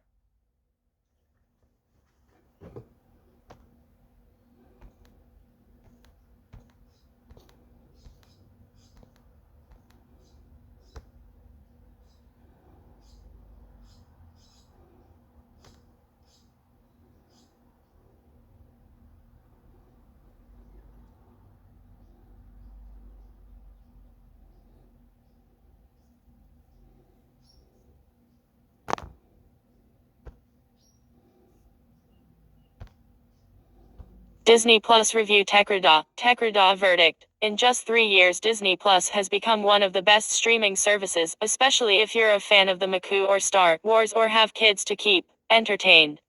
The huge selection of Disney, Pixar, Marvel, and Star Wars movies and shows, including adult-oriented originals, such as The Old Man, is complemented by access to Star's enormous collection of TV shows. A cheaper, ad-based version has launched in the USA, but the standard service is still excellent value for money. Pros: plus, 4K HDR with Dolby Vision, plus, downloads available immediately, plus, diverse content. Cons: minus, US customers pay more for zero-ad version. Why you can trust Tekrada. We spend hours testing every product or service we review, so you can be sure you're buying the best. Find out more about how we test. 2-minute Disney Plus review. Welcome to our Disney Plus review. Disney's subscription streaming service has become a powerhouse over the last couple of years. Offering 4K HDR streaming with hundreds of shows and movies, Disney's streaming service is brilliant value, even since the launch of the ad-based version in the US, which pushed the price up for the standard subscription. Now, you'll pay $7.99 with ads or $10.99 without ads per month, $13.99 / £7.99. Disney allows you to set up multiple profiles and download shows for offline viewing, and there's a discount if you pay annually, too. After a fairly slow start, Disney Plus has become a very big deal thanks to its inclusion of Marvel movies and Marvel shows, including new Hulk and MS Marvel Star Wars spin-offs such as Ondo and Obi-Wan Kenobi, Pixar films, and both Star and National Geographic TV shows. Black Friday sales, we're hand-picking the best deals. So what type of content can you expect?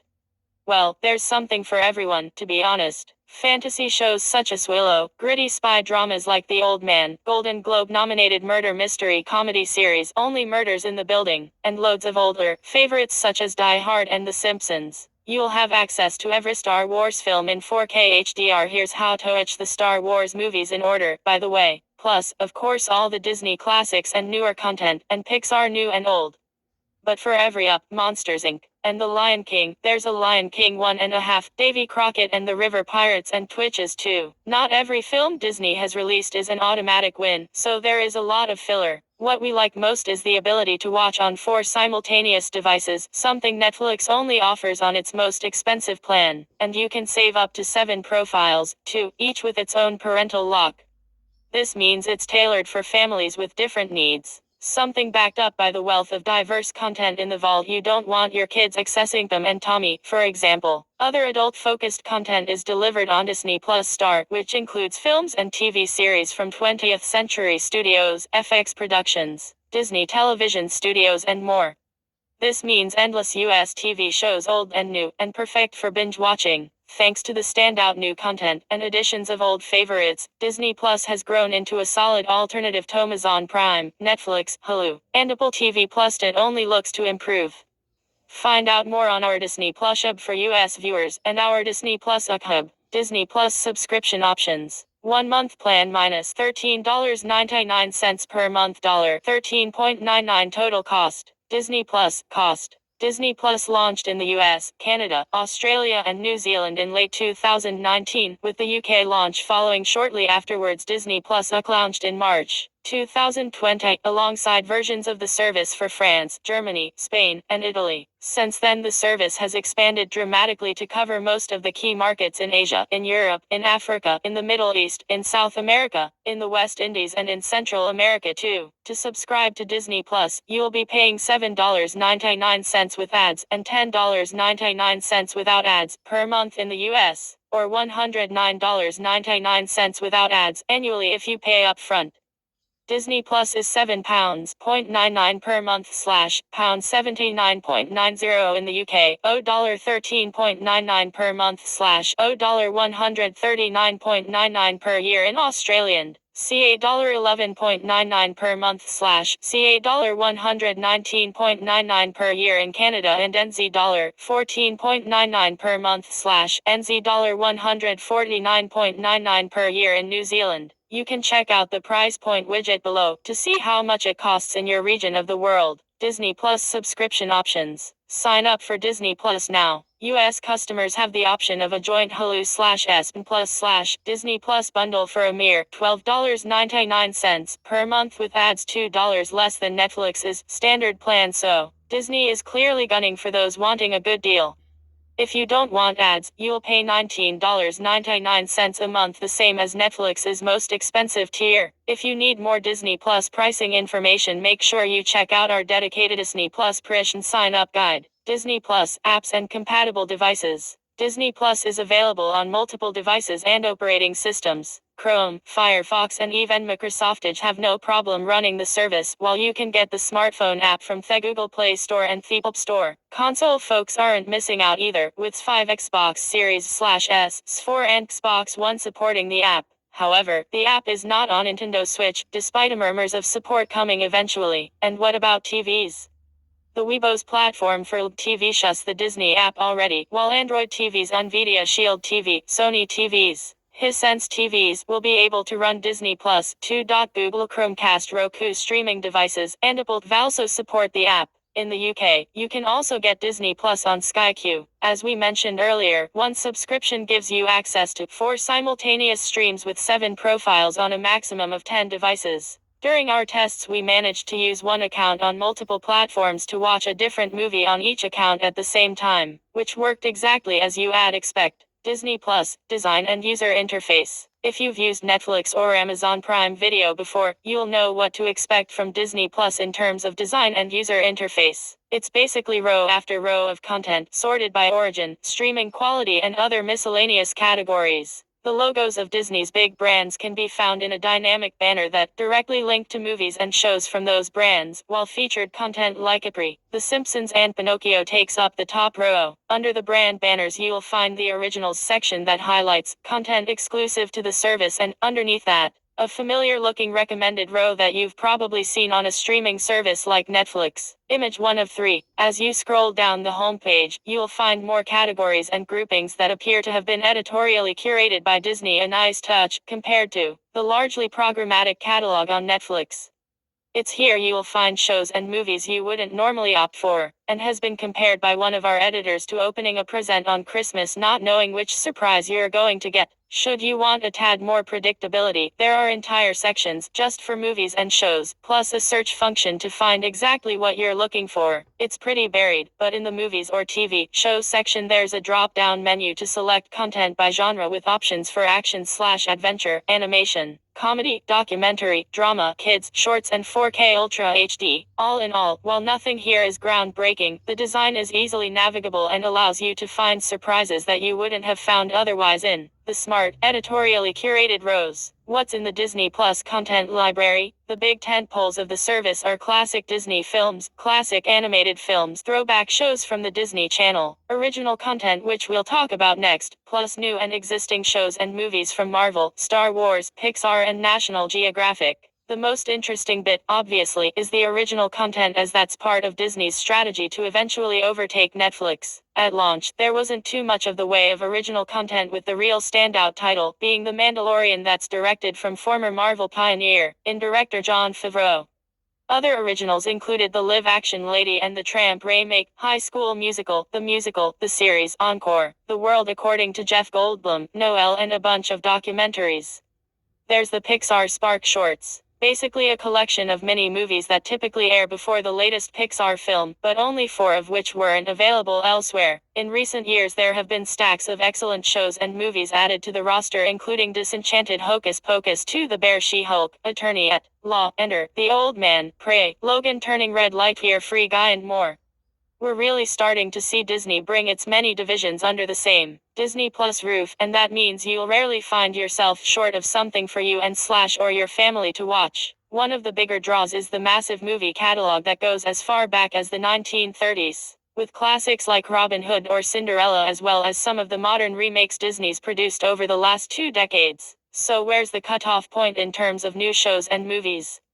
Initially there was a 6-month gap between cinematic release and arrival on Disney Plus, but of late that's become more of a 90-day gap. Additionally, in February 2021, Disney Plus Star was launched on the streamer, the 6th brand title to be added to Disney Plus. Star is home to the streaming services offerings from subsidiary companies including 20th Century Studios. There are hundreds of titles here, which offer a more unique and sometimes mature slant to Disney Plus' wide variety of content. This adds a raft of US TV shows to the roster, such as 24, Lost and Desperate Housewives. How is the Disney Plus quality and viewing experience? For most folks, Disney Plus will stream in HD/SDR that looks great on both big screen TVs and smartphones alike. While that's par for the course for other streaming services, it's actually rather impressive that Disney Plus was able to pull it off, considering how old some of these films and shows are, and proves that Disney has given a lot of thought to the overall picture quality of the content. Even better, a small slice of the content pie is available in 4K/HDR and Dolby Vision, and is included at no extra cost.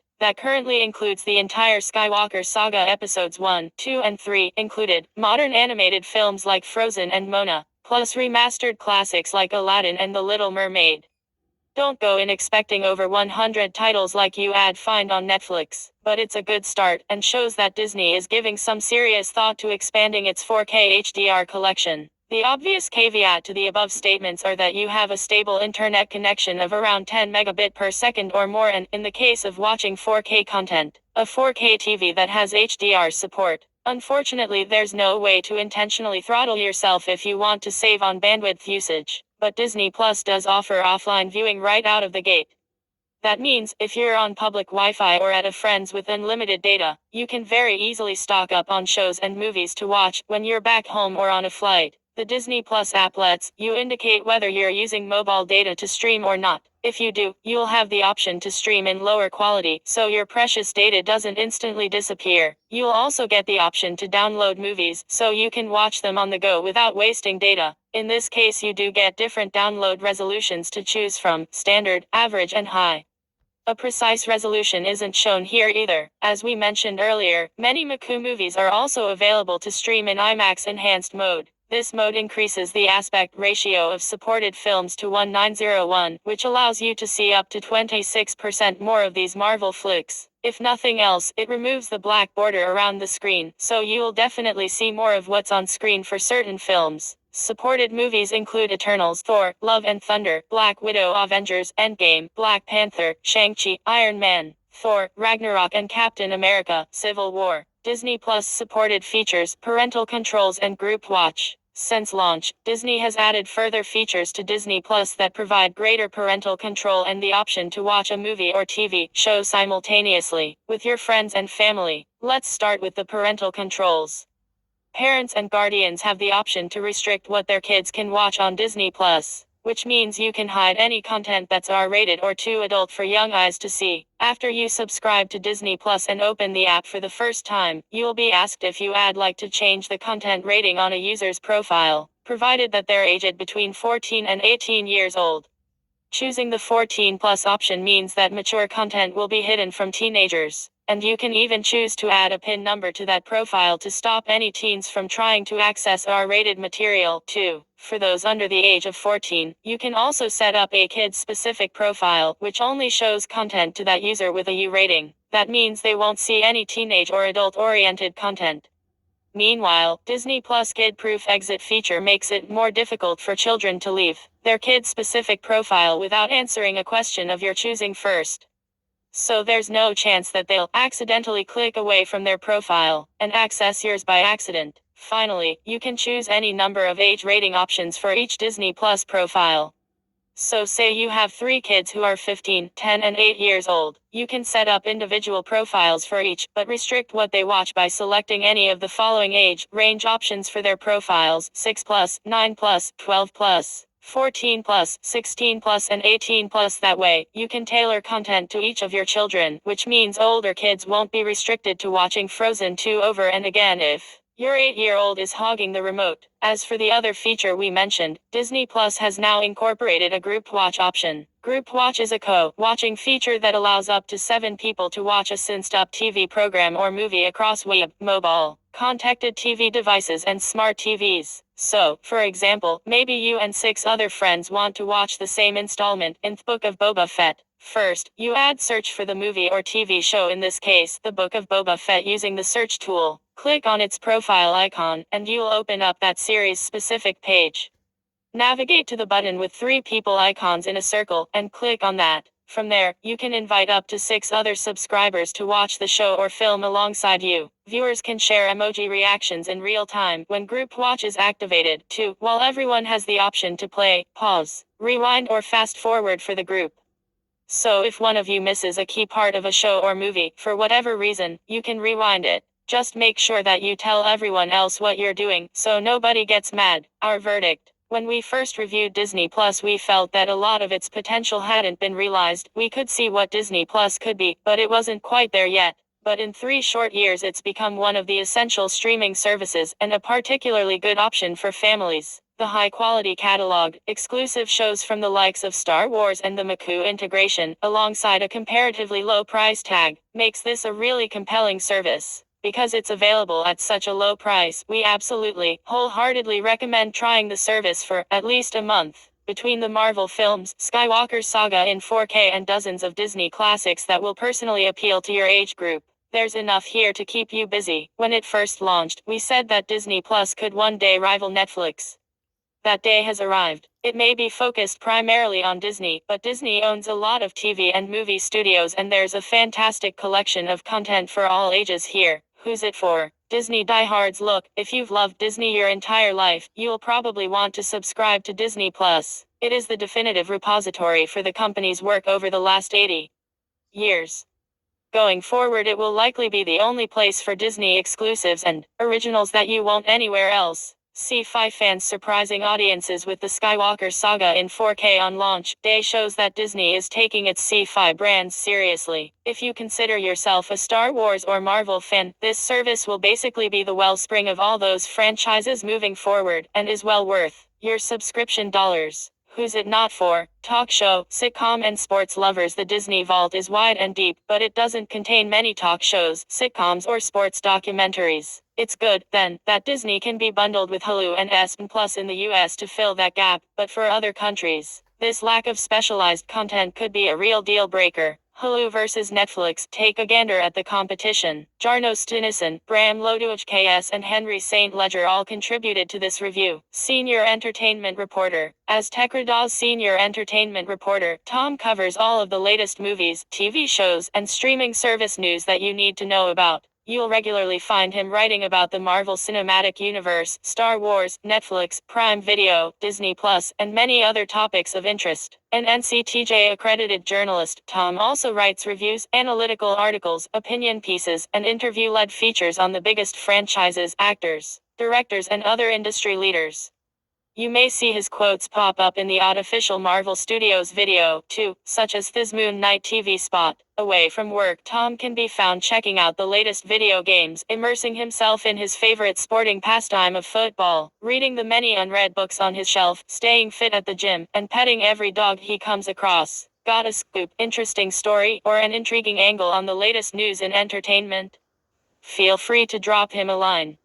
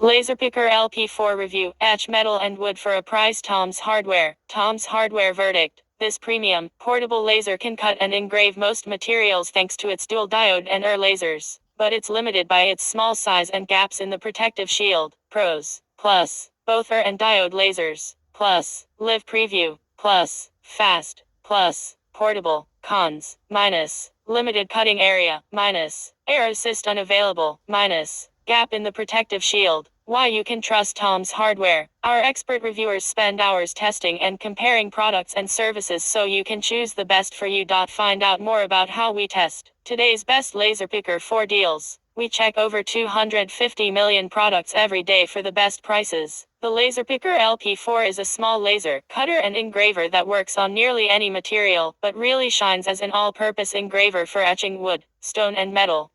The machine is advertised as portable, but a gap in the protective shielding means anyone in the viewing area must wear safety glasses. Therefore, it cannot be operated in public spaces. If you want to use the laser picker at craft fairs or around family and pets, you'll need to buy the optional full enclosure that currently goes for $159. The laser has an interesting appearance, like a piece of lab equipment wearing a pet's orange cone of shame, but in this case, the cone is your main eye protection. The cone is fitted with a case fan to blow smoke and fumes away from the working area, but still into the room.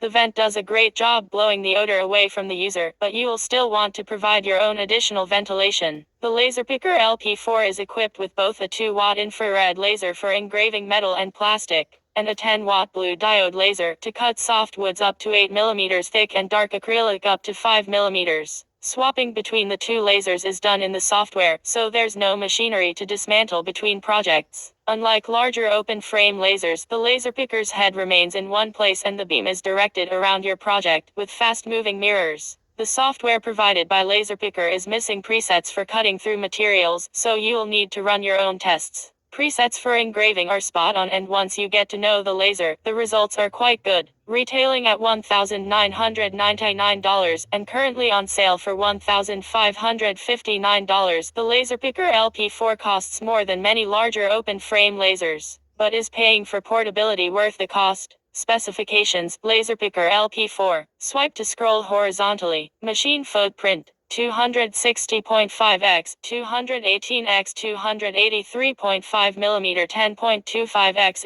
8.6x 11.1 inches. Engraving size: 120x 160 mm 4.72x 6.3 inches. Material: cardboard, wood, leather, stone, metal, acrylic, plastic. Laser type: blue diode and infrared. Laser power: 10W and 2W. Laser wavelength: 450 nanometers diode and 1064 nanometers infrared. Engraving accuracy: 0.003 mm. Cutting platform: included flat and grid. Connectivity: USB, wireless, Bluetooth, mobile. Interface: touch screen. Laser Picker LP4 included in the box. The Laser Picker LP4 comes with everything you need to assemble the laser: a pair of laser safety glasses and a shield. You also get a few small samples of wood and metal business cards. Design of the Laser Picker LP4. The Laser Picker LP4 is a compact, portable laser that looks like a sophisticated laboratory tool. It has a premium feel to it, with brushed metal surfaces and tangle-free cords wrapped in fabric. Unlike large flatbed machines, the Laser Picker is a galvo laser, where the laser stays in one spot and the beam is moved across the work surface rapidly with a set of mirrors.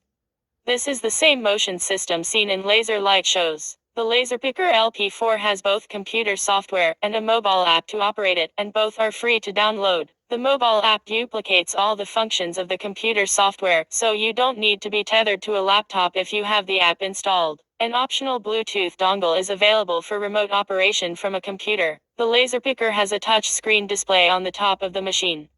This allows you to turn the machine on and off, select preloaded files from memory, select diode or laser, focus the laser and turn on the preview, all without a computer or mobile device. It also provides feedback, so you know when it's receiving files from your phone or computer, and displays a handy count-down timer. The flat baseplate has holes for screw-mounted material holders. These holes go completely through the plate and should not be used for cutting. A grill with a solid bottom is provided for cutting, which provides much-needed airflow for cleaner edges. The bottom plate is also removable, so you can place the laser on a large object for engraving. The laser module can tilt on the stand to engrave large objects placed next to it. It can also be completely removed from the stand and used freehand. The laser is hooded with a detachable cone for safety, but there's a gap at the bottom, so you'll still want to wear the safety goggles provided. Focusing the laser is very easy. When you click preview in the design software, you'll get 2 red dots from the laser. Position your material under the dots and raise or lower the laser until the red dots combine into one. There's also a live preview box that projects a blue rectangle that represents the artwork to help get everything in the right spot. The cone proved to be quite frustrating. When it's attached to the laser, there's not enough space for your fingers to get under it, but more than enough gap for harmful laser light to escape.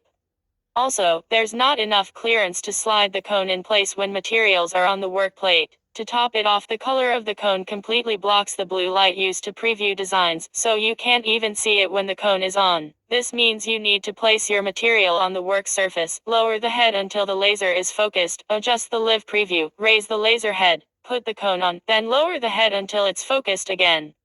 The red dots are visible through the cone, but somewhat distorted, as you still need to wear safety glasses due to that small gap. I found myself leaving the hood off and trusting my overhead room ventilation to do its job. Assembling the Laserpicker LP4. I assembled the Laserpicker 4 in under 10 minutes. It's just a matter of a few screws and USB cords. Safety precautions for the Laserpicker LP4. The Laserpicker LP4 is a class 4 laser that can damage your eyes and burn skin.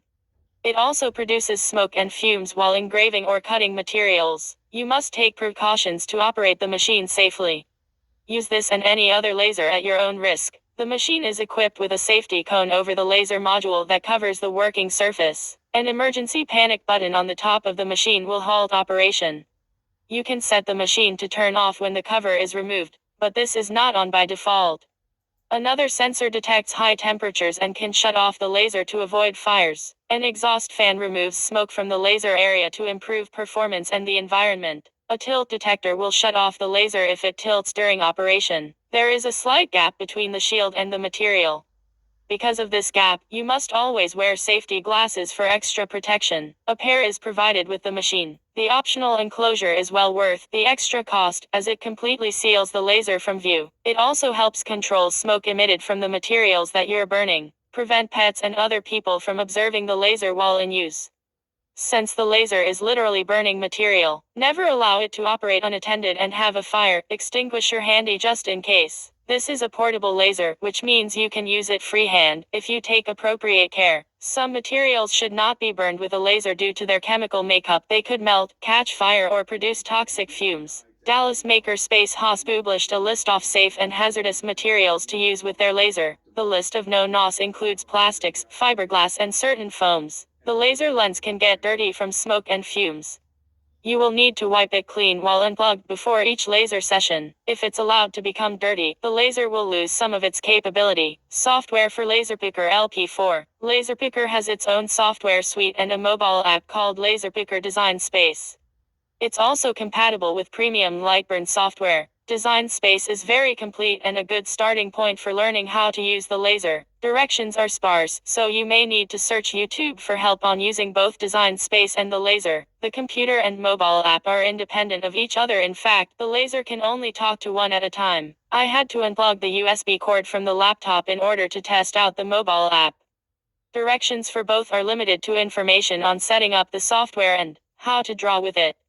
There's very little guidance when it comes to using the laser, and no explanation of how to actually cut materials. You will need to carry out your own experiments on scrap materials, then write those settings down in a note, because there's no way to save them in the software. Otherwise, the default settings for engraving are very good and the software can handle a lot of basic design work. I was able to pull in clip art, draw shapes, use a wide range of fonts and curved text. While using the mobile app, I was able to snap a photo and immediately turn it into an engraving. My only real issue with Laserpicker's Design Space is the grid, which is not aligned with the machine. I could find no way to adjust the grid to have it make sense.